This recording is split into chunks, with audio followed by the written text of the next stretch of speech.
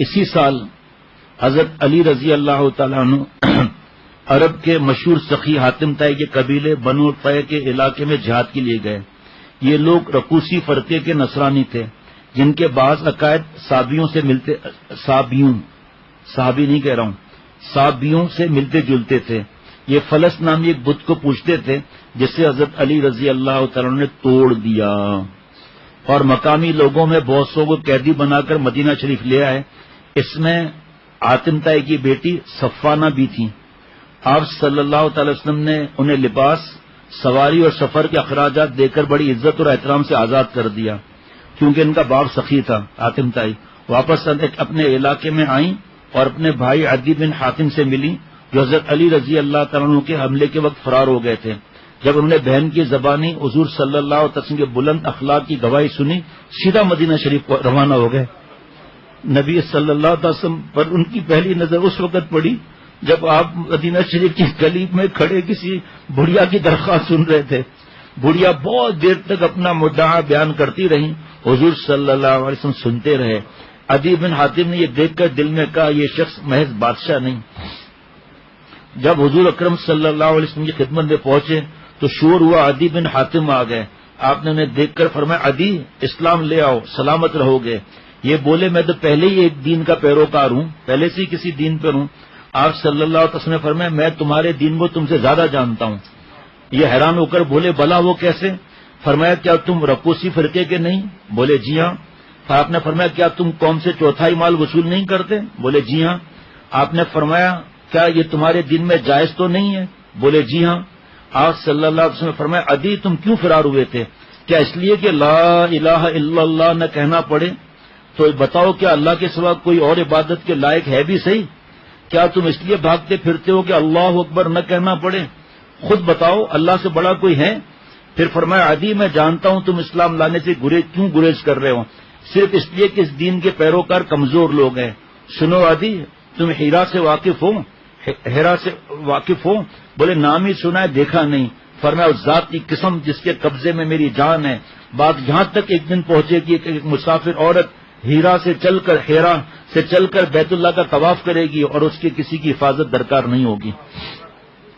عدی بن حاتم کے دل پر ایسا اثر ہوا کہ فوراً اسلام قبول کر لیا. ان کی دعوت سے ان کی قوم بھی سب مسلمان ہو گئی.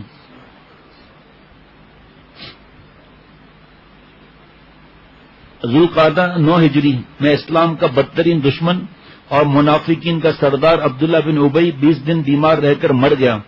اس کی آخری خواہش تھی کہ حضور اقدس صلی اللہ تعالی علیہ وسلم اسے اپنے کرتے میں کفن دیں، اس کی نماز جنازہ پڑھائیں اور دعائے مغفرت فرمائیں. اس کے بیٹے عبداللہ رضی اللہ عنہ کی بھی یہی درخواست تھی.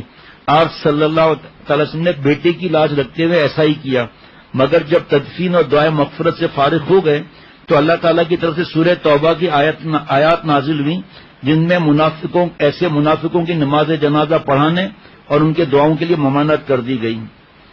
اب اسلام قبول کرنے والے قبائل کے تانتا بن چکا تھا. آئے دن کسی نہ کسی قبیلے کا وفد مسجد نبوی میں حاضر خدمت ہوتا اور اسلام قبول کرتا، دین کے احکام سیکھتا. اس لیے اس سال کو عام الوفود کہا جاتا ہے.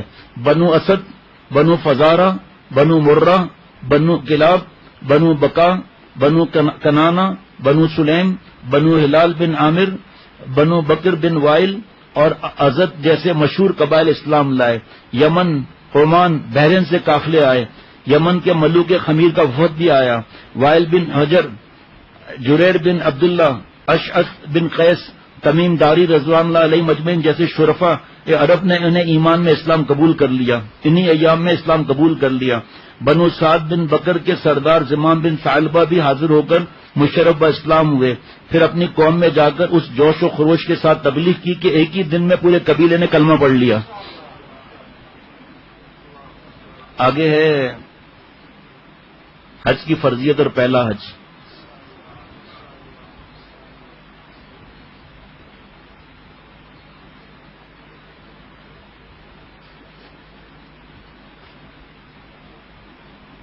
اور اس کے بعد ہے آخری حج 10 ہجری اور اس کے بعد ہے سفر آخرت.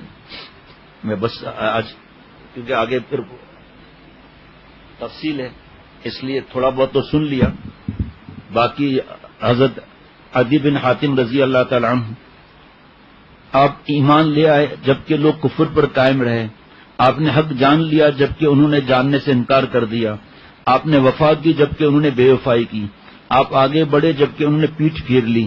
یہ حضرت عمر بن خطاب رضی اللہ تعالیٰ عنہ نے فرمایا. ہجرت نبوی کے 9 سال عرب کے بادشاہوں میں سے ایک بادشاہ اپنی شدید نفرت اور حقارت اور مسلسل انکار کے بعد دائرہ اسلام میں داخل ہوئے. وہ بادشاہ حضرت عدی رضی اللہ عنہ حاتم طائی کے بیٹے تھے، جن کے والد کی سخاوت اور فیاضی آج تک ضرب المثل ہے. یعنی کسی کے سخی ہونے کی مثال دینا ہو تو کہتے ہیں یہ حاتم طائی کی طرح سخی ہے. حضرت نے ایک بات سنائی تھی کہ حاتم طائی کے پاس ایک آدمی آئے کہ میرے یہاں دعوت ہے، آپ مہربانی کر کے کچھ برتن بڑے دے دیں. فرمایا کتنے بڑے برتن دوں، کتنے لوگوں کی دعوت ہے؟ تو انہوں نے کہا اتنے لوگوں کی دعوت ہے. کہا ٹھیک ہے، آ کے برتن لے جانا، جب کھانا پکاؤ گے اس میں. برتن لینے آئے تو سب کے سب کھانے سے بھرے ہوئے، دیکھا جاؤ لے جاؤ. ریاست اور حکمت حضرت عدی بن حاتم طائی رضی اللہ عنہ کو اپنے باپ سے وراثت میں ملی تھی. ان کے والد کے موت کے بعد قبیلہ بنی طے کے لوگوں نے ان کو بادشاہ بنا لیا تھا. سرداری ختم ہونے کی وجہ سے وہ آ نہیں رہتے. حضرت عدی بن حاتم طائی رضی اللہ تعالی عنہ اس کہانی کا آغاز کرتے ہوئے بیان کرتے ہیں، جس وقت میں نے محمد صلی اللہ علیہ وسلم کی نبوت اور ان کی دعوتی سرگرمیوں کا حال سنا، اس وقت عرب کے کسی شخص کو مجھ سے زیادہ ان کے ساتھ نفرت نہ تھی. میں اپنے قبیلے والوں میں چوتھائی حصہ لینے والا مشہور تھا، اس لیے کہ میں اپنے قبیلے سے مال غنیمت کا چوتھائی حصہ وصول کیا کرتا تھا. آپ صلی اللہ علیہ وسلم نے خبر دے دی تھی نا، جس طرح میرے علاوہ دوسرے سردار اپنے قبائل سے وصول کیا کرتے تھے. جب میں نے رسول اللہ صلی اللہ علیہ وسلم کا ذکر سنا تو مجھے سخت ناگوار گزرا. قصے کو آگے بڑھاتے ہوئے کہتے ہیں کہ جب رسول اللہ صلی اللہ علیہ وسلم کی قوت اور شوکت میں بہت زیادہ اضافہ ہو گیا اور ان کے لشکر ان کی جماعتیں عرب کے مشرق سے مغرب تک اسلام پھیلانے کے لیے نکلنے لگی تو میں نے اپنے دل میں خطرہ محسوس کیا. میں نے اپنے غلام کو جو اونٹ چرایا کرتا تھا ہدایت کی، میرے سفر کے لیے چند تندرست و توانا سیدھی سادھی اونٹنیاں ہر وقت تیار رکھو اور انہیں میرے قریب باندھ دو، اور جب سنو کہ محمد کا لشکر یا ان کی کوئی جماعت ہمارے علاقے نجد میں داخل ہو گئی تو مجھے اس کی خبر دو. ایک دن صبح سویرے غلام نے مجھ سے کہا آقا آپ اپنے علاقے میں محمد صلی اللہ علیہ وسلم کے لشکر کی آمد پر جو کرنے کا ارادہ کرتے ہیں کر گزریے. میں نے وجہ پوچھی کیوں؟ تجھے تیری ماں گم کرے؟ تو اس نے کہا میں نے جھنڈے اس علاقے میں حرکت کرتے ہوئے دیکھے ہیں. ان کے متعلق دریافت کیا تو معلوم ہے یہ محمد صلی اللہ علیہ وسلم کا لشکر ہے. میں نے غلام سے کہا جن اونٹنیوں کو تیار رکھنے کا میں نے حکم دیا تھا انہیں فوراً میرے پاس لے آؤں. پھر میں اسی وقت اٹھ کھڑا ہوا اور اپنے اہل و عیال کو اپنے پیارے وطن چھوڑ کر کوچ کرنے کا حکم دے دیا. تیز رفتاری کے ساتھ سرزمین شام کی طرف روانہ ہو گیا تاکہ اپنے مذہب نصارہ کے پاس پہنچ کر وہاں قیام کروں. اپنے ہم مذہب نصارہ میں جلدی میں اپنے گھر کی تمام افراد کو جمع نہ کر سکا. جب خطرے کی حدود سے نکل کر جائزہ لیا تو معلوم ہوا کہ میں اپنی بہن کو قبیلہ طے کے باقی افراد کے ساتھ اپنے وطن نجدی میں چھوڑ آیا ہوں. اب میرے لیے اس کے پاس پلٹ کر جانے کی کوئی گنجائش نہ تھی. مجبوراً انہیں چھوڑ کر اہل خانہ کے ساتھ شام چلا گیا.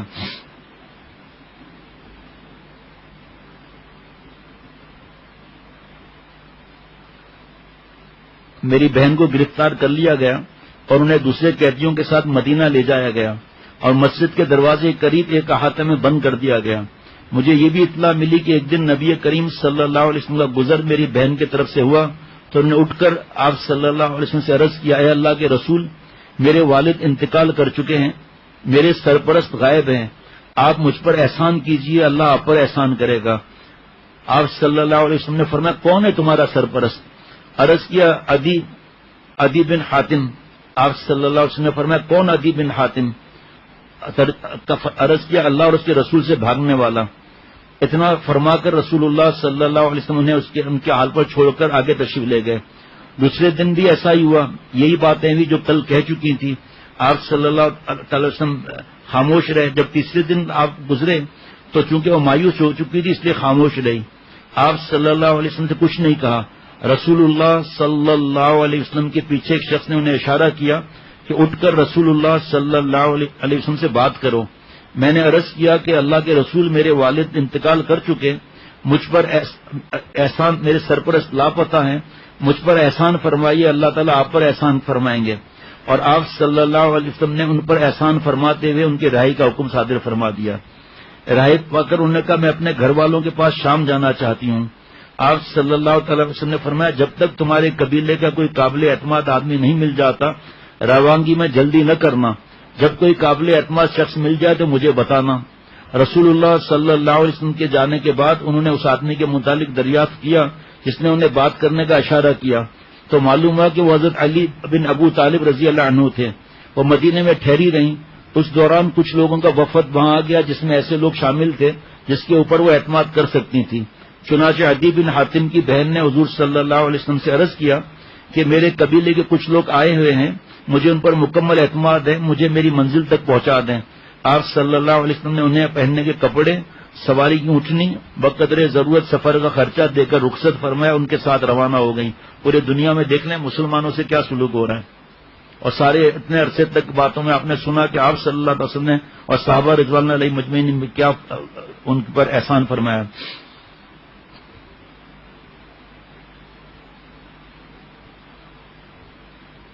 عدی بن حاتم کہتے ہیں کہ پھر میں نے سفر کی تیاری کی، بہن سے باتیں سن کر میں بتا چکا ہوں، آج تو یہیں پر اختتام ہوگا انشاءاللہ تعالی۔ رسول اللہ صلی اللہ علیہ وسلم کی خدمت میں مدینہ پہنچا۔ میں نے ان سے پہلے تو نہ ان کے پاس اپنے پہنچنے کی اطلاع بھیجی تھی، نہ ان سے اپنے لیے امان حاصل کی تھی۔ البتہ مجھے اطلاع ہو گئی تھی کہ انہوں نے میرے متعلق اپنے ساتھیوں سے فرمایا مجھے امید ہے کہ اللہ تعالیٰ عدی بن حاتم کا ہاتھ میرے ہاتھ میں دے دے گا۔ جب میں مدینہ پہنچا تو اس وقت رسول اللہ صلی اللہ علیہ وسلم مسجد میں تشریف فرما تھے۔ میں نے حاضر خدمت ہو کر آپ صلی اللہ علیہ وسلم کو سلام کیا تو آپ صلی اللہ علیہ وسلم نے دریافت فرمایا من الرجل، کون ہو؟ میں نے عرض کی عدی بن حاتم، حاتم تائی کا بیٹا عدی ہوں۔ یہ سن کر آپ صلی اللہ تعالی علیہ وسلم اپنی جگہ سے اٹھے، میرا ہاتھ پکڑ کر اپنے گھر کی طرف لے گئے، گھر کی طرف لے گئے۔ آج ہم تو دین پھیلانا ہے، دین پھیلانا ہے، لیکن پتہ ہی نہیں ہے کس طرح پھیلانا ہے۔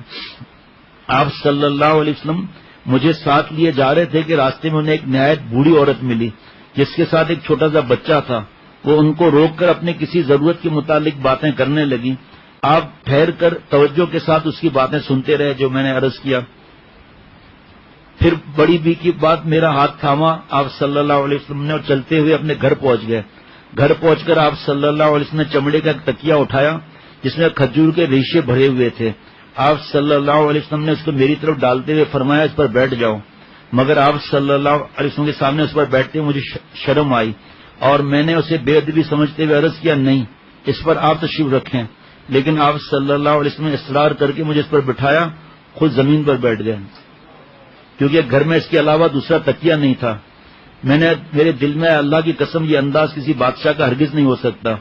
اطمینان سے بیٹھنے کے بعد پھر وہ سوال جواب جو میں نے بتا دیے۔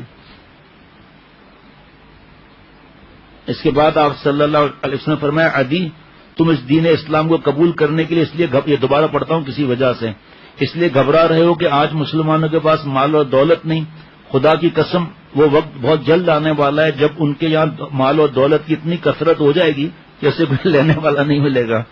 یا شاید تم اس دین میں داخل ہونا اس لیے ناپسند کرتے ہو کہ آج مسلمانوں کی تعداد کم اور ان کے دشمنوں کی تعداد زیادہ ہے، لیکن خدا کی قسم تم جلدی سنو گے کہ ایک عورت اکیلی اپنے اونٹ پر سوار ہو کر حج بیت اللہ کے لیے قادسیہ سے نکلے گی اور دوران سفر اسے اللہ تعالیٰ کے سوا کسی کا ڈر محسوس نہیں ہوگا۔ یا شاید اس دین کو قبول کرنا تمہیں اس لیے گوارا نہیں کہ تم دیکھ رہے ہو آج حکومت اور بادشاہی دوسروں کے ہاتھ میں ہے اور مسلمان اس سے محروم رہیں گے۔ کہ خدا کی قسم تم جلدی سنو گے کہ ان کے کسرا ایران کے خزانے ان کے قبضے میں آئیں گے، سفید محلات مسلمانوں کے ہاتھ فتح ہوں گے۔ میں نے حیرت سے پوچھا کیا کسرا کے خزانے؟ آپ صلی اللہ علیہ وسلم نے یقین کے ساتھ ہاں کسرا کے خزانے۔ اس وقت کلمہ شہادت پڑھ کر میں دائرہ اسلام میں داخل ہو گیا۔ حضرت عدی بن حاتم نے طویل عمر پائی۔ وہ فرماتے ہیں کہ آپ صلی اللہ علیہ وسلم کی 2 پیشن گوئیاں حرف بحرف پوری ہو چکی ہیں، صرف ایک باقی رہ گئی، خدا کی قسم وہ بھی یقیناً پوری ہو کر رہے گی۔ اللہ تعالیٰ ہم سب کو اللہ والا بنائے، عافیت سے رکھے۔ اللہ تعالیٰ کی تیسری پوزیشن گوئی بھی زاہد اور عابد خلیفہ حضرت عبد الرحمن حضرت عمر بن عبد العزیز رحمۃ اللہ علیہ کے دور خلافت میں پوری ہو گئی، اس وقت مسلمان مالی اعتبار سے اس قدر خوشحال ہو گئے کہ خلیفہ عمر بن عبدالعزیز رحمۃ اللہ علیہ کا آدمی فقراء اور مساکین کو زکوٰۃ کا مال لینے کے لیے پکارتا، مگر کوئی اس کو لینے والا نہیں تھا، اور یہ پیشن گوئی بھی یہ بھی پوری ہوئی۔